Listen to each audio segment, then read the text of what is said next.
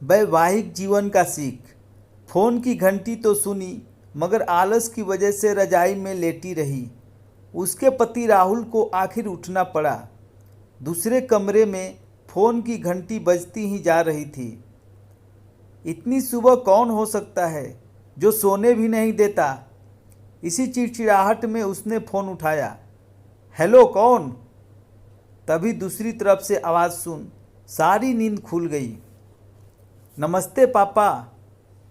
बेटा, बहुत दिनों से तुम्हें मिले नहीं, सो हम दोनों 11 बजे की गाड़ी से आ रहे हैं। दोपहर का खाना साथ में खाकर हम 4 बजे की गाड़ी से वापस लौट जाएंगे। ठीक है? हाँ पापा, मैं स्टेशन आपको लेने आऊँगा।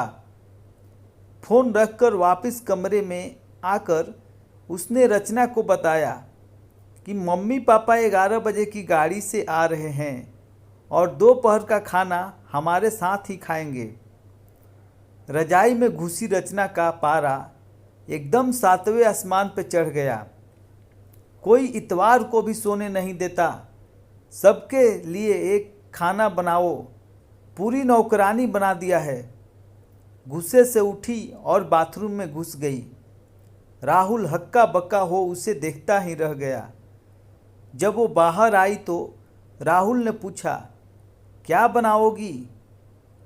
गुस्से से भरी रचना ने तुनक के जवाब दिया, अपने को तल के खिला दूंगी। राहुल चुप रहा और मुस्कुराता हुआ तैयार होने में लग गया। स्टेशन जो जाना था उसे। थोड़ी देर बाद गुस्सैल रचना को बोलकर वो मम्मी पापा को लेने स्टेशन जा रहा है, वो घर से निकल गया। रचना गुस्से में बड़बड़ाते हुए खाना बना रही थी। दाल सब्जी में नमक मसाले ठीक है या नहीं की परवाह किए बिना बस करछी चलाए जा रही थी। कच्चा पक्का खाना बना बेमन से पराठे तलने लगी, कोई कच्चा तो कोई जला हुआ। आखिर उसने सब कुछ खत्म किया और नहाने चली गई। नहा के निकली और तैयार हो सोफे पर बैठकर मैगजीन के पन्ने पलटने लगी। उसके मन में तो बस यह चल रहा था कि सारी संडे खराब कर दिया। बस अब तो आए, खाए और वापस जाए। थोड़ी देर में घंटी बजी तो बड़े बेमन से उठी और दरवाज़ा खोली। दरवाज़ा खोलते ही आंखें हैरानी से फटी की फटी रह गई और मुंह से एक शब्द भी नहीं निकल सका। सामने राहुल के नहीं, उसके अपने मम्मी पापा खड़े थे। राहुल स्टेशन से लाया था। मम्मी ने आगे बढ़कर उसे झिझोरा। अरे क्या हुआ? इतनी हैरान परेशान क्यों लग रही है? क्या राहुल ने बताया नहीं कि हम आ रहे हैं? जैसे मानो रचना नींद टूटी हो। नहीं मम्मी, उन्होंने बताया था। चलो आप अंदर आओ। राहुल तो अपनी मुस्कुराहट रोक नहीं पा रहा था। कुछ देर इधर उधर की बातें करने में बीत गई। थोड़ी देर बाद पापा ने कहा, अरे रचना, गप्पे ही मारती रहोगी या कुछ खिलाओगी भी? यह सुन रचना को मानो सांप सूंघ गया।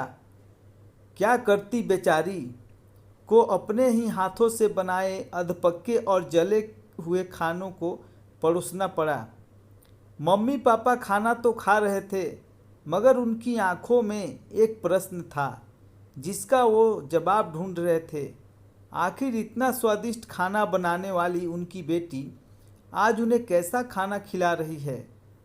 रचना बस मुंह नीचे किए बैठी खाना खा रही थी। मम्मी पापा से आंख मिलाने की उसकी हिम्मत नहीं हो पा रही थी। खाना खत्म कर सब ड्राइंग रूम में आ बैठे। राहुल, कुछ काम से मैं आता हूँ कहकर थोड़ी देर के लिए बाहर निकल गया।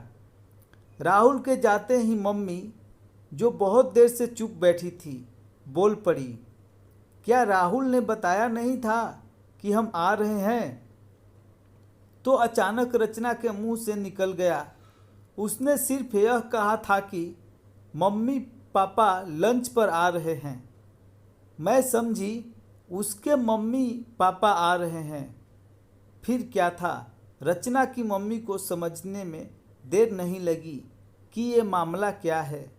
बहुत दुखी मन से उन्होंने रचना को समझाया, बेटी, हम हो या उसके मम्मी पापा, तुम्हें तो सबको बराबर सम्मान करना चाहिए। मम्मी पापा क्या, कोई भी घर आए तो खुशी खुशी अपनी हैसियत के मुताबिक उसकी सेवा करो। बेटी, जितना किसी को सम्मान दोगी उतना तुम्हें ही प्यार और इज्जत मिलेगी। जैसे राहुल हमारी इज्जत करता है उसी तरह तुम्हें भी उसके माता पिता और संबंधियों की इज्जत करनी चाहिए। रिश्ता कोई भी हो, हमारा या उसका, कभी फर्क नहीं करना। रचना की आंखों में आंसू आ गए और अपने को शर्मिंदा महसूस कर उसने मम्मी को वचन दिया कि आज के बाद फिर ऐसा कभी नहीं होगा।